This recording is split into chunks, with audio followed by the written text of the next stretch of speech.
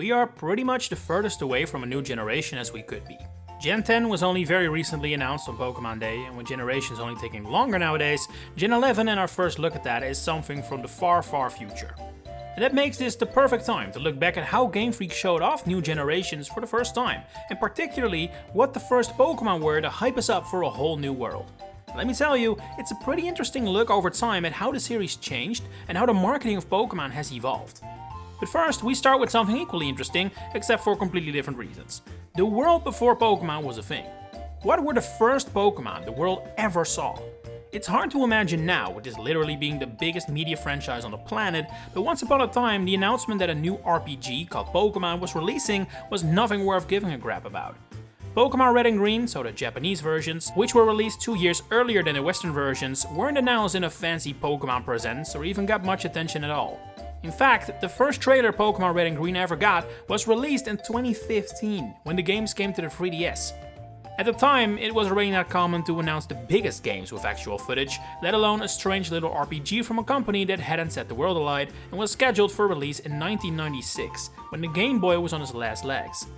Those legs ended up extended due to a certain game, but prior to Pokemon reigniting interest, it was very much winding down. Anyway, officially it is widely said and believed that Pokemon Red and Green were officially announced at Nintendo Space World 1995. Space World was a gaming expo run by Nintendo in Japan, not too different from what E3 would end up becoming, except entirely organized by Nintendo, and it is where the company most often showcased their upcoming games. However, as far as I could find, this is actually not the first time Pokemon was ever shown to the public. This is a tiny blurb in the Japanese gaming magazine Famitsu from mid-November 1995, 1 week before Space World, revealing to the world the existence of pocket monsters. No Red and Green yet, just pocket monsters. We're still talking quite early here. As in, Creatures is not yet credited as one of the license holders, the release date would end up delayed, and this little flavor text here mentions exploring a world and catching monsters, a term that would later be replaced by Pokemon. But this is, as far as I can tell, the first time Pokemon was ever revealed, meaning that this little guy right here is the first Pokemon ever shown to the public.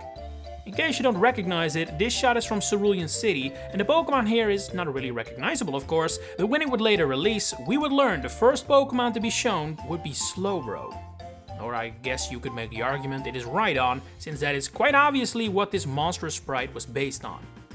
Then again, it is obvious both these Pokemon should not be considered the first Pokemon ever revealed. They're not recognizable and barely presented. So instead, we need to look at Space World for the answer, and since this is a live expo, that also means there is no definitive answer. What Pokemon was first shown on that expo screen is impossible to know. What we do know is how this was later covered. Super Mario Stadium, a Japanese TV show, aired this segment about the game, which shows Bulbasaur, Sandshrew, Clefairy, Rattata and Charmeleon, as well as the images of Shellder, Rhydon, Pikachu and Kangaskhan on the border here. Presumably around this same time, Famitsu also released their coverage of Space World, only 1 week after the event, so quite quickly, and their report featured sprites of Charmander and Squirtle, as well as the first official artwork in the entire Pokemon series, showcasing Pikachu and Nidorina. Take your pick as which one of this group counts as the true first Pokemon to be revealed, but I would say the answer is either Bulbasaur due to being the first Pokemon center stage on the title screen, as well as Pikachu and Nidorina for being the ones with official artwork in Famitsu. And hey, Pikachu being the first revealed would be fitting, no? Alright, let's move on to Gen 2, first reveal of which is one you were probably aware of because of one particular scene in the anime. I am of course talking about that moment from the first anime episode, Pokemon I Choose You, where Ash has gotten his ass kicked by Spearow, looks up and sees a golden Ho-Oh fly through the sky. Iconic, it's so iconic they made an entire movie about it. Anyway, you probably know this moment and you would be correct in saying that Ho-Oh is indeed the first Gen 2 Pokemon ever revealed. This was not the moment, however. April 1st of 1997 is the day this episode was broadcast for the world, or Japan, to see, but in August of 1996, only 4 months after Red and Green had released, Japanese gaming magazine CoroCoro, who would end up a close Pokemon partner for generations to come, had already had a big Pokemon issue where Ho-Oh was revealed, complete with official artwork, meaning that the Japanese audiences could have already known that Ho-Oh wasn't entirely gold, which you may have thought if you watched this episode when it was new in the West. Either way, it makes Ho-Oh an extremely unique case. No other Pokemon has been announced so early prior to release as the mascot of Pokemon Gold. Gold and Silver would eventually release in 1999, meaning Ho-Oh was announced 3 years prior to coming out. Winds and Waves would have to be released in late 2029 for the new starters to break that record. It's probably gonna stand forever. In that hefty time span, more Gen 2 Pokémon would end up revealed. 1 week after the first anime episode aired, Korokoro had the scoop again, revealing Donphan, Slowking and Ampharos to be a thing, which is also why Donphan is in the first Pokémon movie. Next in line was another iconic reveal, Togepi. It first appeared in the anime on June 25, 1998, after its unidentified egg was introduced a month prior. And this is actually the first time anyone ever saw Togepi. Prior to this moment in the anime, it hadn't been shown anywhere. Another interesting story is Lugia, who was created for Pokemon's second movie, The Power of One, and ended up becoming Ho-Oh's counterpart when the new generation would eventually release. However, its first reveal happened in a gaming context, once again in Korokoro in December 1998 alongside Hoot Hoot, Elekid and Blossom. So with that, we continue to Generation 3, and this is another super interesting one. At this point in time, Pokemon is massive. Pokemania has died down a little for sure, but at the same time it has also made very clear that Pokemon is a massive game franchise, worthy of promoting the hell out of. And so, for the first time, I think you can truly speak of a promotional rollout using Pokémon reveals. Ho-Oh's reveal happened so early in the series' life that it's not the same thing. These were the first Pokémon to truly be considered like, who should be the ones to spearhead a new generation? And the answer?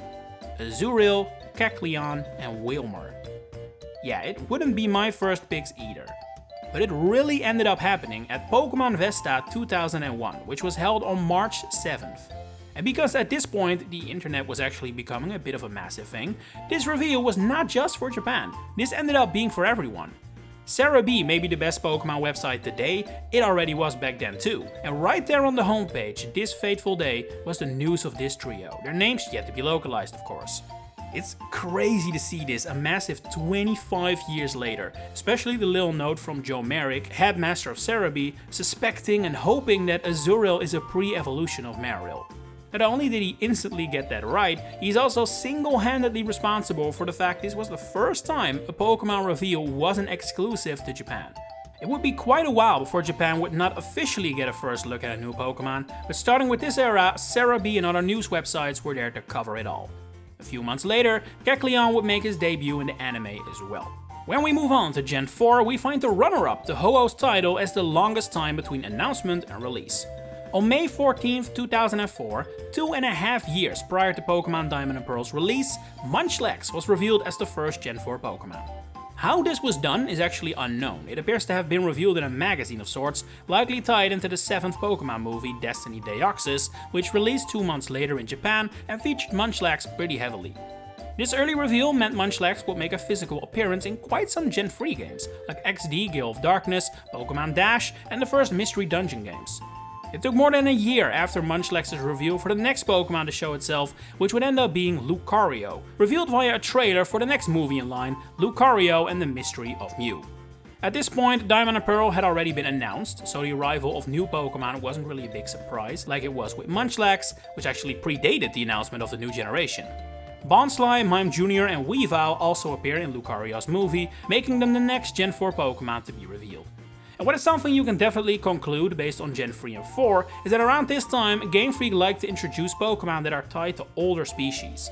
Azurill, Munchlax, Mime Jr. and Bonsly are all baby Pokémon of course, and Weavile is an evolved form. Only Lucario, Kecleon and Wailmer were brand new. It's definitely an interesting tactic and an understandable one too, but it wouldn't fly for the next generation. After all, Gen 5 has no Pokémon like that. So then what do you go for? Well, how about an attempt to recreate the massive hype Lucario had generated? At this point in time, Lucario was one of the most popular Pokémon around, and hell, it still is, and that undoubtedly led to the decision to spearhead Gen 5 with a somewhat similar type of Pokémon, Zoroark. On February 6, 2010, Pokémon Sunday, a Japanese weekly TV show for kids, revealed this silhouette, a first look at the Pokémon to star in the next movie, Zoroark Master of Illusions. Yeah, this is a blatant attempt to recreate the Lucario situation, it's not subtle at all. 4 years later, Zoroark was officially revealed alongside Zorua actually, which makes this the first time ever an entire evolution family was introduced at once, not counting single stage Pokemon of course.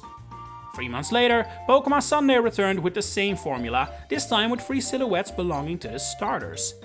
This one was absolutely hog wild, with the entire world, thanks to Cerebi and other websites, picking it up and fans going crazy with designs.